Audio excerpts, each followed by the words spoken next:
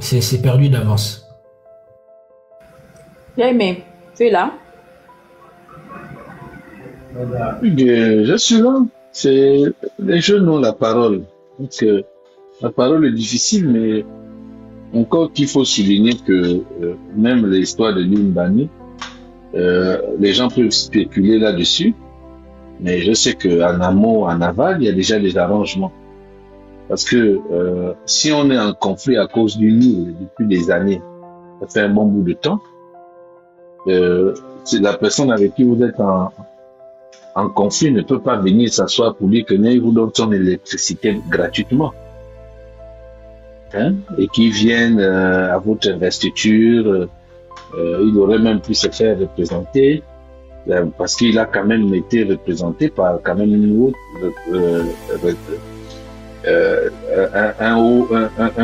un patron quand même de son administration. Donc c'est pas quelque chose de facile.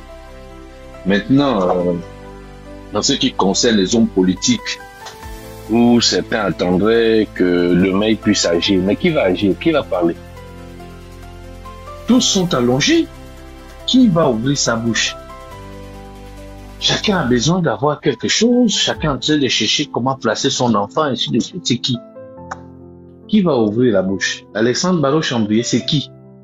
C'est qui? Mundunga? C'est lequel d'abord qui viendra parler? Qui donnera son analyse?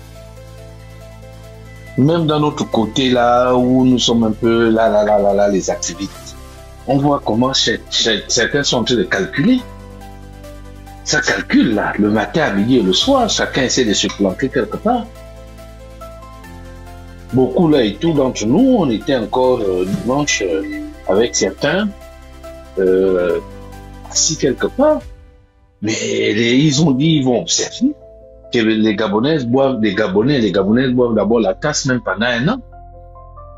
Parce que les gens qui se sont battus, qui ont donné de leur temps, de leur vie pendant toutes ces années, les mépriser, les insulter comme on a vu là, depuis l'avènement de ce gars, c'est pas possible. Donc il y en a qui sont là, qui viennent dans nos lives, qui regardent, mais qui ne disent plus rien. Ce n'est pas qu'ils sont déçus, ou bien qu'ils n'ont plus d'entrain pour vouloir se battre, non. Mais ils ont résolu d'observer parce que peut-être que dans la misère absolue, ce peuple va se réveiller. J'ai dit, mais les gars, nous savons qu'ils ne vont jamais se réveiller.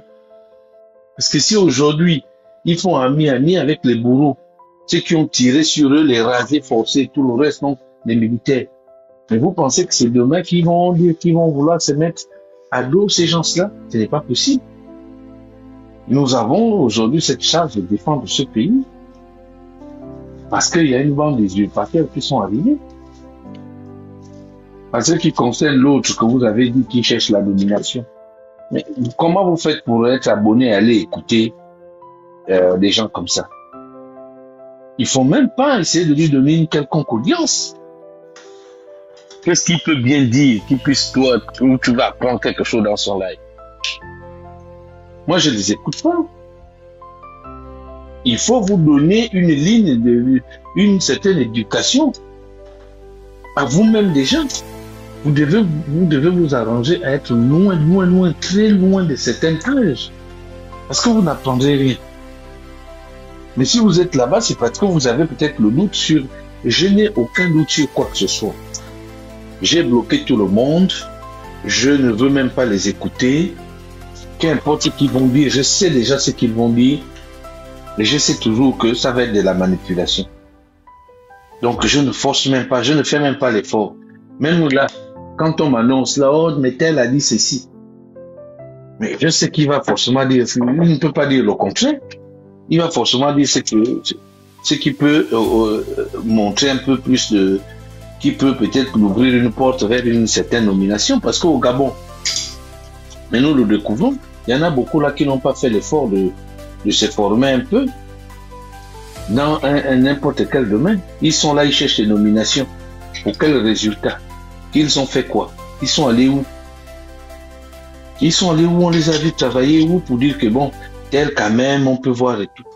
Et tout le monde veut être nommé. C'est quel pays où tu vas voir des gens qui tous vont chercher des nominations. Moi, ça me cause un problème. Donc, au Gabon, la seule ascension sociale qu'on a au Gabon, c'est les nominations. Vous ne déposez plus les CV dans des sociétés ou bien dans des années. Il y a la main-d'œuvre non permanente. Pourquoi la plupart de tous vos activistes là, tout le monde est abonné aux nominations? Pourquoi? Ça ne vous inquiète pas, ça ne vous interpelle pas? Ça devrait vous interpeller sur la vacuité intellectuelle de beaucoup. Parce que même quand tu sais faire quelque chose, même ceux qui prétendent dire que oui, je suis un homme d'affaires, je vais rentrer au Gabon pour faire des affaires. Mais est-ce que tu as besoin? Moi, je connais plein de Gabonais et de Gabonaises qui sont dans les affaires, qui vont à Dubaï, qui vont au Maroc, qui circulent dans l'Europe et ainsi de suite. Ils n'ont pas nécessairement besoin d'être au Gabon pour faire leurs affaires. Mais ça ne vous inquiète même pas, un pays surendetté, un pays surcale. Quelqu'un va vous raconter que non, s'il est là, c'est parce qu'il veut faire des affaires. Et vous y croyez aussi. Quelles affaires? Si le climat des affaires des pays comme la France, les États-Unis, le Canada, si tu n'arrives pas toi-même à faire des affaires, c'est au Gabon où l'endettement est abyssal, que ce soit l'endettement intérieur ou extérieur. Voilà donc quoi vous acceptez d'aller écouter des diseurs de bonnes nouvelles ou de mauvaises nouvelles. Et quand vous êtes bloqué, vous venez vous asseoir dans les pages, non, il faut aller intervenir, il faut venir défendre. Tu as envie de faire tes affaires, tu montes tes affaires, tu veux monter un salon de coiffure, partout dans le monde, tu peux aller le monter. Si tu as un bon concept et tu as des fonds, pourquoi nécessairement au Gabon? Pourquoi tout le monde pense qu'il n'y a qu'au Gabon où il peut faire carrière? Tu peux faire la carrière partout dans le monde. La dernière fois qu'on a fait, on a demandé à je crois que c'était dans quel recrutement on devait faire là. Ils étaient près de 6000 jeunes avec les diplômes à main. Bac plus 5, bac plus 6, bac plus 5, bac plus 6. Des véritables canons. Pas de moindre. Mais qu'est-ce qu'on a constaté à la fin de la journée? Est-ce que ces jeunes-là ne méritent pas? Pourquoi l'expertise devrait être prise ici? Voilà dans quoi on est. On accepte toujours que quelques petits menteurs viennent vous raconter. Même si tu fais ton petit boulot de là où tu es en Occident, ça te couvre la couverture maladie, ça te permet de rentrer dans des crédits et ainsi de suite. Si tu es quelqu'un de correct et organisé. Est-ce que tu as nécessairement besoin d'aller dire que non, je dois forcément aller investir dans mon pays? Alors que dans le même pays là, le mépris pour des gens qui sont performants et qui veulent faire avancer les choses est visible. Si vous n'avez jamais ouvert une société au Gabon, posez la question à ceux qui sont là-bas. Faites une étude de terrain. Ceux qui prétendent venir avec, entre parenthèses, la notion de homme d'affaires. Moi, je suis inquiet. Ils ont fait quelle affaire en Occident? On a vu, on a suivi. J'ai balancé sur ma page Facebook un jeune qui n'a même pas 40 ans, qui a travaillé aux États-Unis, il s'est formé un peu partout en Chine, mais un pays comme le Burkina Faso qui est quasiment avec toutes les sanctions possibles. Ils sont en train de fabriquer les véhicules hybrides, les véhicules avec recharge solaire, des véhicules avec un peu comme les Tesla, des gars de la voiture. Itawa, il y a plein de voitures, il y a plein de véhicules. Allez-y sur le site. C'est un privé, un jeune. Avec l'appui du gouvernement, ils sont en train de construire une usine pour le SAV, donc le service après-vente et tout le reste. Mais ça, c'est pas la magie. C'est le sérieux. Mais va demander à ce jeune homme-là s'il a cherché un jour une nomination ou bien machin. Non. C'est une prison dorée. On voit comment Elon Musk est en train de vouloir fuir le poste qu'on a donné. Parce que tu es emmerdé. Donc les gens ne peuvent pas vous raconter que c'est des hommes d'affaires. Et puis c'est des gens, tu es un homme d'affaires et tu cherches à être nommé. Vous allez même voir même Henri-Claude Ohima va s'ennuyer. Il va s'ennuyer parce que il est habitué à être confronté à des véritables challenges. Mais s'il avait quelqu'un qui est son chef, mais qui n'a même pas la tête là où il faut, qui ne réfléchit pas et qui pense que être malin, c'est mieux que d'avoir un peu plus de jugeote dans la tête pour faire avancer les choses, il va partir. Donc ce pays, on est en train de le mettre complètement sur cale. On est en train d'emmerder les Gabonais, les générations des jeunes. Nous là, on va dire avec déjà les cheveux blancs. C'est fini. On accompagne les jeunes. On accompagne. Si je suis là, il est 5 heures du matin pratiquement. Dans une minute, il est 5 heures du matin. Mais je suis là, c'est parce que je me dis, cette jeunesse-là a un génie. Cette jeunesse-là a quelque chose à présenter. Et qu'il faut absolument l'accompagner. Vous pensez qu'à plus de 50 ans, je suis en train de me chercher encore à être nommé, alors que dans une dizaine d'années, je prendrai ma retraite. Je me bats pour maximiser pour ma retraite. Je me bats aussi pour maximiser pour cette jeunesse, pour être un modèle. Mais ceux que vous avez soutenus hier, les activistes de l'autre côté, du bâtissement ou des bâtisseurs, regardez comment ils se sont battus pour les derniers 100 millions qu'on a donnés après l'investiture. Ça, c'est des gens sur qui vous allez vous asseoir dans les pages et qui, le lendemain, viennent nous menacer que si demain ils sont nommés à des postes de responsabilité, ils vont nous faire chier, ils vont fermer nos pages, ils vont nous faire extrader. C'est-à-dire qu'ils ont déjà des ambitions revanchards. Nous les devons. C'est eux qui décident sur les Gabonais. Mais ils veulent décider sur nous. Ils veulent décider sur nous et ils veulent absolument nous taper dessus, nous faire très très très mal. Voilà des gens avec qui nous nous sommes battus.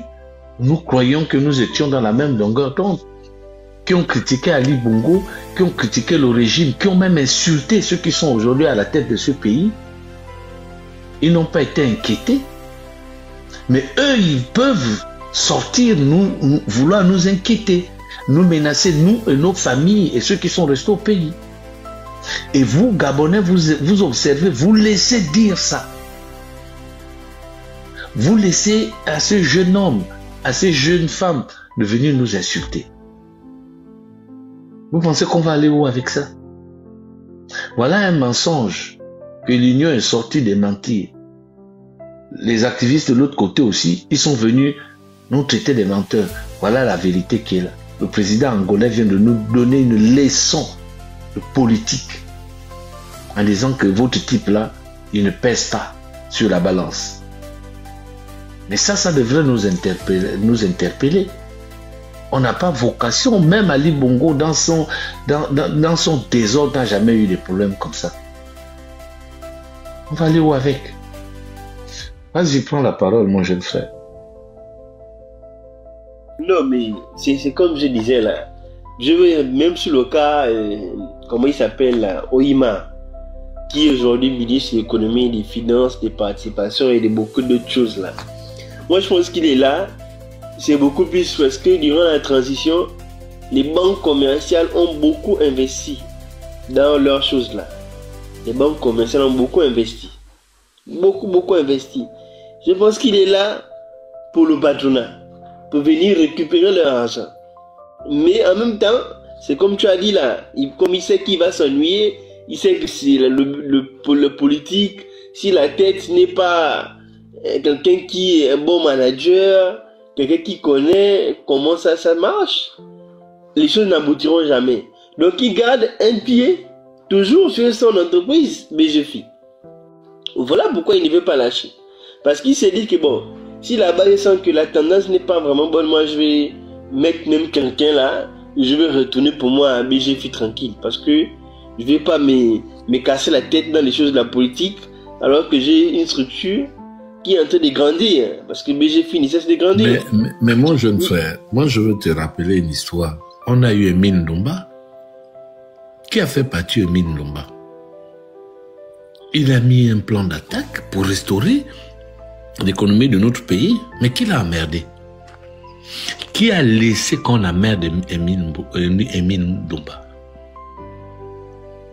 Mais c'est les mêmes gens. Mais quand Oyima va verrouiller partout, mais qui va chercher des problèmes à Oyima? Et moi, je pense même que c'est un plan pour emmerder Oyima en le nommant. Tu vas entendre des choses, hein? Continue, pardon. Oui, bien sûr, parce que dans les bruits du couloir qu'on écoute souvent là, on va dire les infos des bars, pour ne pas qu'on vient dire, oh, on a diffamé, on a dit ceci. On disait déjà qu'il y avait des soucis avec le fait qu'il soit toujours PDG des BGFI. Qu'on voulait le forcer la main depuis à laisser ça à une autre personne parce que c'est un peu la plaque tournante de l'argent du pays. L'argent des gens qui ont volé les caisses d'État, c'est là-bas. Toute la plaque tournante, même l'argent, le fameux compte d'Ali Bongo et tout, consort, c'était là-bas. Il y avait certains blocages, l'argent des Bongo aussi, c'était là-bas. Il y avait certains blocages qui faisaient en sorte que il fallait déjà qu'on enlève pour mettre quelqu'un qui serait un fidèle serviteur du nouveau pouvoir. Un Oyima, c'est pas facile.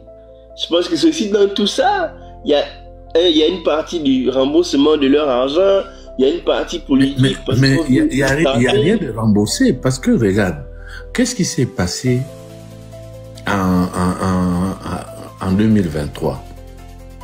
Ils sont allés récupérer des milliards dans les maisons des gens. Mais ils ont mis cet argent au BGFI. Parce que les chèques qu'on donnait, les 7 milliards qu'on donnait dans les provinces là, cet argent sortait de BGFI, puisque c'était libellé BGFI. Et que le fameux président de 94% faisait des dons dans les provinces. Avec l'argent. Donc, on était en mode avec une banque. Ils étaient dans un recel. On appelle ça du recel financier. Parce que cet argent devait être pris pour mettre à la caisse de consignation ou au trésor. Cet argent, on a ouvert un compte. Je ne sais pas qui a ouvert le compte, qui avait le droit d'émarger là-bas. Peut-être que c'est lui-même, M. Oligui. Mais cet argent sortait à chaque fois qu'on avait besoin de l'argent, c'était les chèques de BGFI qu'on présentait. Donc on ne peut pas dire que c'est une banque fiable. Voilà pourquoi je suis étonné de ce que ce monsieur puisse gérer les finances dans notre pays. Quand on sait que dernièrement, l'argent qui a été récupéré dans les maisons, les milliards, on a vu des valises sortir chez Noureddine et chez l'autre, comment il s'appelle même, Yann Ngoulou ou bien l'autre machin, l'autre jeune là. Oseni. Les Oseni, tout ça. Les voitures, on a pris, on est allé mettre ça quelque part. Tu arrives, ils te croient, tu es un activiste, on te donne une clé. On était dans le recel au sommet de l'État. C'est pas possible. Mais on est dans la continuité. Donc, non, mais quand on voit, par exemple, on a vu l'éducation, on a découvert qui? On a découvert beaucoup des responsables des banques commerciales. Ça en disait long sur leur participation pendant la transition. Voilà pourquoi je dis, il y a le petit aspect là. Il y a ce petit aspect, il est là pour leurs choses là, mais aussi l'aspect politique derrière. Où on s'est dit, c'est peut-être le moment, le moyen, la bonne stratégie pour l'enlever de là-bas. Parce que il y a beaucoup de choses à voir et je pense qu'il n'a peut-être pas tout montré. Parce qu'il y a le secret, il doit protéger ses clients, il doit protéger aussi les gens qui ont des gros sous là-bas, qui lui versent un pourcentage pour garder leur argent. Donc si on enlève là-bas, on met quelqu'un d'autre qui va plus ouvrir les comptes. Ah, il verra que tel argent là-bas, telle somme là-bas, mettons la pression à tel, il nous donne un peu, mettons la pression à tel, il nous donne encore un peu plus. Donc il y a tout ça aussi derrière. Le pays là, c'est vraiment du foutage des gueules dans ce pays là. Maintenant, l'aspect de la nomination, comme tu disais là, l'aspect de la nomination au Gabon, c'est un gros problème. Vraiment, c'est un gros problème.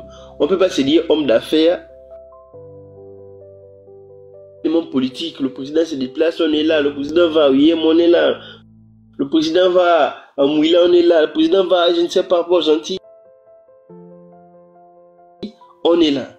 L'homme d'affaires, quand on est tout le temps dans les mouvements politiques, au lieu d'être sur le terrain en train de bâtir son empire, en train de construire de construire ces choses. Il y a un réel problème. Il y a un réel problème. Soit on est homme d'affaires, soit on est un homme opportuniste. Soit on est un pseudo-homme d'affaires opportuniste qui veut se servir du fait d'être proche du pouvoir pour devenir maintenant un réel homme d'affaires. Ça, moi, je pense pas qu'un homme d'affaires va perdre tout son temps. On a vu Tony Elumelu, il a après la décoration. Il a pris son avion, il est retourné. Il est venu, il a pris sa décoration. Faire. Est-ce qu'il était là maintenant posé au Gabon que bon, je vais me balader, le président lui aurait peut-être proposé beaucoup de choses que non, tu peux te... Il a un empire à construire. Il ne va pas perdre son temps à rester au Gabon malgré qu'il a énormément investi dans cette transition. D'où sa décoration. Et bien là, ils ont beaucoup investi. C'est compliqué. Tu vois, il est parti. C'est ça un homme d'affaires. Mais les autres hommes d'affaires qu'on dit là, on écoute là, des hommes d'affaires qui viennent parler des sujets politiques à longueur de journée. À longueur de journée, dans les événements politiques. Qui parlent politique. Qui ne sont pas dans une logique, bon ouais, on a organisé des awards, je ne sais pas si c'est là, on organise des conférences parfois à telle thématique, non. Quelle qualité d'homme d'affaires, on ne sait même pas. mais c'est là où on voit à quel niveau nous sommes bas. Enfin, même pas nous sommes, je ne veux pas m'inclure là-dedans parce que... Mais c'est là où on voit la qualité de personnes que nous avons. C'est ahurissant, hein. C'est vrai qu'on peut s'attendre à quelque chose où tu vois en fait le résultat et tu as la certitude que le résultat va arriver. Mais quand tu vois les effets et la réalité de ça, la réalité que c'est, tu ne peux pas rester de marbre. C'est pas possible de rester de marbre. Je suis ahuri lorsque je vois la qualité de personnes que nous avons dans notre pays, ceux qui sont surtout dans les affaires. Je suis ahuri.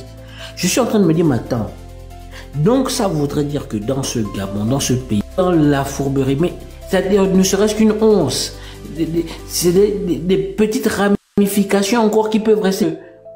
De toutes les personnes, je voyais le défilé on dit ça comment, le défilé des personnes qui ne faisaient que démiger, ça c'est pour leur ventre et c'est pour leurs intérêts. Toutes les personnes qui sont placées là, c'est-à-dire que aucun projet de société, aucun projet civilisationnel, aucune vision.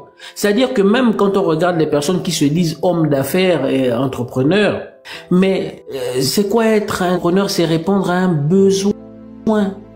Mais il y a tellement de besoins dans notre pays, mais des besoins, des choses de base, quoi, des besoins existentiels. Ne serait-ce que ça, répondre à ça, là on peut se dire qu'il y a des hommes d'affaires dans notre pays. Mais quand on regarde un peu dans notre pays là, politique, mais même la politique qui est censée être la direction qu'on donne à notre pays, on a une certaine vision et on suit cette vision-là. On construit en fait, je vais dire ça comment, notre égrégore national. Qu'est-ce qu'on veut? C'est-à-dire quand on dit un Gabonais, qu'est-ce que c'est que être un Gabonais? La signification d'un Gabonais là, c'est ça normalement la politique. Mais quand on regarde, je suis ahuri lorsque je vois la réalité de la bassesse de ces personnes-là. Je suis ahuri. Je sais pas si c'est terrible, mais c'est franchement réel et on voit c'est palpable. Ça me fait penser à, comme je le disais dans les commentaires, ça me fait penser à l'enlèvement dont il est question dans la Bible. Oui, on va voir deux frères quelque part, l'un sera pris et l'autre sera laissé. Mais c'est ce que nous avons, ce qui se passe actuellement dans notre pays, c'est un enlèvement parce que la lumière permet de voir les véritables défauts. Parce que tous ceux qui étaient faussement dans le combat, dans un certain combat, se retrouvent nus face à la vérité qui est en train de se passer. Ils ne parlent plus. C'est-à-dire que même si tu t'es trompé, mais quand même, le rétropédalage, ne serait-ce que ça, on va dire ça comment, pour te remettre d'aplomb. Mais personne ne parle. Le pire, c'est que les mensonges sont même les personnes sont prêtes à laisser toutes les valeurs d'un être humain pour pouvoir aller défendre l'indéfendable. Et c'est ça ce que nous avons, ce que la majeure partie des gens appellent les grandes personnalités de notre pays. Des personnes qui sont prêtes à vendre toute une population juste pour leur ventre. Et dans quelle proportion? C'est-à-dire qu'en face de nous, nous n'avons même plus des êtres humains. Nous n'avons même plus des hommes et des femmes dignes d'être appelés des hommes et des femmes.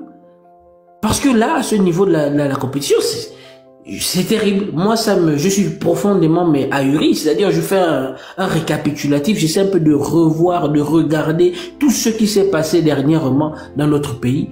Mais c'est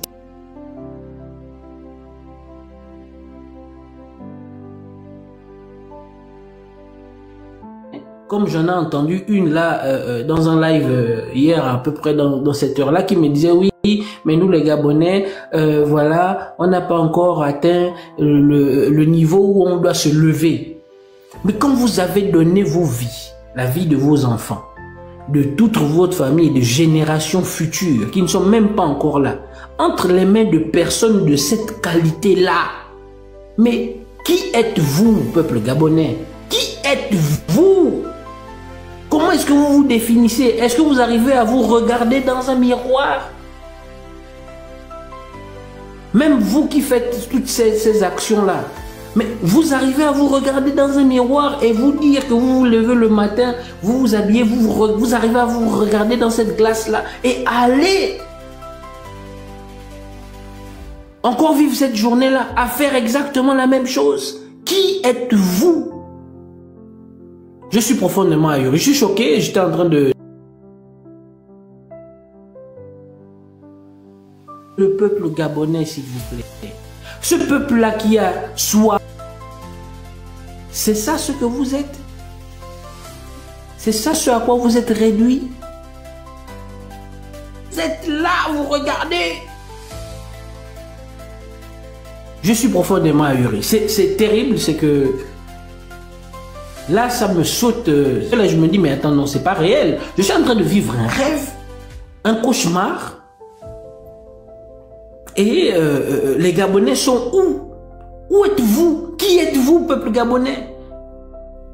Même les personnes qui disaient, qui parlaient, enfin, je vois, on est 2 millions, je sais pas, 5000 personnes sur un live, machin, etc. Lorsqu'il s'agit de parler de futilité, de n'importe quoi, mais en ce qui concerne les choses qui engagent votre vie, c'est-à-dire votre quotidien, votre assiette, votre santé, parce que quand on regarde tout ça, c'est votre vie en fait. Mais quand il s'agit de voir, de discuter et d'agir dans ce sens-là, les Gabonais sont aux abonnés absents. C'est compliqué. Je suis profondément ahuri. Désolé, mon frère Mindou, d'avoir pris comme ça, mais ça vient de me prendre comme ça. Je dis, mais c'est pas possible. Non, mais c'est le peuple. Hein. Après, il y a l'aspect normal, il y a l'aspect spirituel qui fait en sorte qu'on est dans ce qu'on est là aujourd'hui. On est un peu enveloppé dans quelque chose. Ça, c'est un fait. Maintenant, je vais prendre le mot. Tu as dit dans la Bible, on parle d'enlèvement, mais je vais utiliser un terme. La première fois que j'avais découvert le professeur Mengara, Daniel, il parlait de la théorie du grand avalement. Lui parlait par exemple du grand avalement. C'est-à-dire quoi? On prend des hommes politiques, quand généralement on parle du renouvellement des classes politiques là. Il y a aussi quelque part dedans de l'avalement. On prend aujourd'hui des gens comme les gens du copil citoyen d'antan, des anciens opposants et autres. Ils ont été avalés par un système. C'est-à-dire que on se sépare de contrôle et tout, que leur sortie c'est eux-mêmes qui les guident. Mais non. De savoir que tu peux aller là-bas, tu as 10 millions de cadeaux, tu as eu un VX et autres. Je ne dis pas qu'il a réussi ça, hein. Juste des hypothèses. Dès que tu es dans ça, quelque part tu es corrompu sans le savoir. Tu sais déjà qu'il y a une petite corruption. Même si c'est, voici, on te donne tel prix, mais ainsi de suite, C'est un papier qui ne peut pas t'amener en prison. Tu as reçu 10 millions, ça ne peut pas t'amener en prison. Et quelque part, indirectement, c'est de la corruption passive. Parce qu'on veut te mettre dans des bonnes positions pour que tu continues de servir. Il y a ça, du grand avalement. Quand on va te nommer, tu défends ce que tu ne pouvais pas défendre jadis. C'est ça là. On est dans ça aujourd'hui. On est dans un renversement total des personnalités. Politique, société civile. C'est-à-dire que tous les secteurs aujourd'hui sont anéantis, ont été bouleversés, chamboulés. Tu prends même le syndicat. Donc aujourd'hui, quand les syndicalistes vont encore venir s'élever pour venir défendre son secteur d'activité, à partir du moment où il a été dans un truc de campagne, c'est-à-dire qu'il soutient déjà ceux qui sont là. Tout ce qui va se faire, il va soutenir. Quel courage il aura encore venir de contredire ou de porter ces mouvements ou de porter par exemple le dynamique unitaire ou autre si il a été dans une équipe de campagne pour soutenir ceux qui sont aujourd'hui aux affaires. Attends, mais monsieur Jean-Rémy Yama. Non, là je ne parle pas forcément des jeunes. Je ne parle pas forcément des jeunes Jean-Rémy Yama. Je parle de manière globale. Quand on regarde de manière globale les syndicalistes, bon, tu penses lui, on prend des mesures. Il y a d'autres. Quand tu es par exemple sénateur comme ça, quand une loi ne te plaît quasiment pas, il y a d'autres qui se mettent là, ils font des marches, ils organisent des trucs, ils sont vraiment de la contradiction dure parce qu'ils savent, je crois au Sénégal ou quoi. Moi je vois ces interventions. Il est à l'Assemblée nationale ou à l'Assemblée même de l'Afrique de l'Ouest. Il défend quelque chose mais seul, mais la manière dont il réagit, ces mouvements, jusqu'à être à chaque fois chassé. On le voit. Voici comment les députés se comportent. Mais je peux comprendre son âge, je peux comprendre son passif, mais quand on veut rester dans le combat, soit on reste dur, soit on se dit, bon, je suis encore là, après je vais me garer. C'est tout. Aujourd'hui, son attitude est un peu passive. Elle est passive. Je fais un peu, je dis les mots, après je reste de mon côté. Et les Gabonais ont compris, c'est bien, ils n'ont pas compris, bon, j'ai fait ma part, c'est bon. C'est un peu dans ça qu'il est aujourd'hui. Pas que je dis que c'est mal, je comprends son âge, je comprends ce qu'il a vécu, ce qu'il a subi. Je le comprends très bien. Mais c'est un combattant amoindri. C'est un combattant qui ne donne pas au maximum. Tous les syndicats aujourd'hui sont corrompus. Ont été avalés par le système. Tout ce qui est parti politique, il y en a qui se réveillent là. Parce qu'ils ont écouté maintenant ce qui va être mis en place pour les élections. Là, ils se relèvent que, oh, mais on a soutenu ceux-là. On s'est allé, association, on se sont allés au RDB, tout le monde là. Mais en fait, on risque de tout sauter. Ils se rendent compte maintenant. Et il y a un petit sursaut de oui, non, c'est pas sérieux, ainsi de suite, ainsi de suite. C'est là maintenant qu'ils se rendent compte. Mais ils auraient dû se rendre compte de ça pendant le référendum, pendant l'élection présidentielle, pour peser sur le terrain. Qu'est-ce qu'ils ont fait? Ils ont tous fait les communiqués qu'on soutient la vision, on soutient la vision, on soutient la vision, on soutient la vision. C'est maintenant, quand on vous dit, bon, voici ce qui va être mis en place, vous n'avez pas de 10 000 adhérents, vous n'avez pas un compte bancaire, vous n'avez pas un siège, vous devez forcément avoir des élus, vous devez ainsi de suite, ainsi de suite. Ils se rendent compte que toutes ces choses-là, ils ne pourront pas les avoir parce qu'un parti politique, ça prend du temps pour s'imposer sur le territoire national. Un parti politique, ça prend du temps pour pouvoir convaincre, pour pouvoir propager ses idéaux, son idéologie, ça prend du temps. Donc on ne peut pas en une élection demander à tous les partis politiques d'avoir des élus. C'est pas possible. C'est pas possible. Mais ça, au moment du référendum, au moment de l'élection présidentielle, ils n'avaient pas compris ça. Et pourtant le texte était devant eux. Hein? Je me demande même si ces gens-là, ces vieux papas-là lisaient. Ils étaient tous en train de dire qu'on soutient le chef. Ils ont tous fait les communiqués à la télévision. Ça nous soulève même à un moment donné. Oh, tel parti politique soutient. Oh, machin soutient. Oh, le référendum, on va dire oui. On va dire oui, on va dire oui. Et là, ils se rendent compte que merde, on était eu les deux pieds. Ils sont tombés les dedans. Là, ils se rendent compte que qu'est-ce qu'on fait? Qu'est-ce qu'on fait aujourd'hui? Est-ce qu'on reste dans notre position? Est-ce qu'on devient maintenant radical face à eux, face au pouvoir, au nouveau pouvoir? Qu'est-ce qu'on fait? Quelle attitude on va désormais avoir? Mon frère, ils se rendent compte qu'ils ont été piégés. Ils ont été piégés. Et il se le réveille.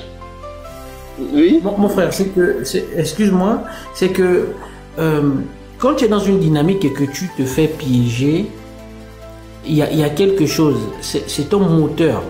C'est-à-dire que ta réaction n'est pas je fais comment, c'est-à-dire que pour me sortir de là, c'est-à-dire dans un certain, j'ai envie de dire, égoïsme, égocentrisme, si je peux dire ça comme ça. Parce que regarde, c'était quoi le moteur? Qu'est-ce qui a fait en sorte que telle ou telle personne, par exemple, la dernière vague de démission du PDG, des PDGistes, qui démissionnent? Ce n'est pas parce que la vision que le parti est en train de prendre ne va pas dans le... Enfin, ils ne sont pas alignés avec la raison de leur démission. C'est par rapport aux opportunités, justement, qui leur sont offertes quelque part par le RDB. Est-ce qu'il faut juste 30 secondes? Après, je vais revenir sur le PDG. Pour ne pas te couper, je vais revenir sur les démissions du PDG. Là, en fait, de petits partis qui ont fait tous soutien, appel à candidature, appel à candidature, appel à candidature. Pour le PDG, ma vision ne correspond plus à celle du PDG. C'est pas possible. C'est pas possible d'utiliser certains termes. C'est-à-dire que une démission, la démission, on rentre d'un parti seul, on en ressort seul. Mais les arguments lors de sa démission doivent pouvoir... J'ai lu des démissions qui m'ont parlé et j'ai dit, bon, les mots utilisés, hein, je ne parle pas en termes de personnes, les mots utilisés sont bien placés. Ça, et là, tu comprends très bien, ouais, il a bien joué son truc. Mais quand quelqu'un vient dire, oui, je ne suis plus en face avec le parti, normalement le parti est dans une autre logique, et ainsi de suite, là, on comprend directement que c'est un jeu. Que le gars, il y en a qui ont fait ça pour vouloir déjà se faire voir auprès de nouvelles, se faire bien voir auprès de nouvelles autorités, et aussi pour frapper un gros coup dur contre le parti. Ça, déjà, même si je ne respecte plus le PDG, mais c'est mal de faire comme ça, là, dès qu'on a, après avoir profité énormément des avantages de ce parti, venir nous raconter des trucs comme ça. Mais c'est se foutre des Gabonais complètement. Et les Gabonais qui applaudissent ça, qui soutiennent ce genre de choses. Mais ceux-là sont encore les plus amnésiques du monde. Quelqu'un aujourd'hui, pour certains sont aujourd'hui appelés doyens. Mais ils ne sont pas appelés doyens parce qu'ils sont juste vieux. Ils sont appelés doyens parce que le PDG leur a offert des postes, des privilèges que d'autres n'ont pas eu. Nos vieux qui marchent sur la route là, moi je suis au Gabon, qui ont travaillé à la fonction publique pendant 30-40 ans ou au privé pendant 30-40 ans, qui sont sages. Mais eux, quand on les voit en route, on les appelle pas les doyens, on les appelle pas les sages. Pourquoi? Parce que eux, ils n'ont pas été aux affaires. Parce que eux, ils n'ont pas été au PDG.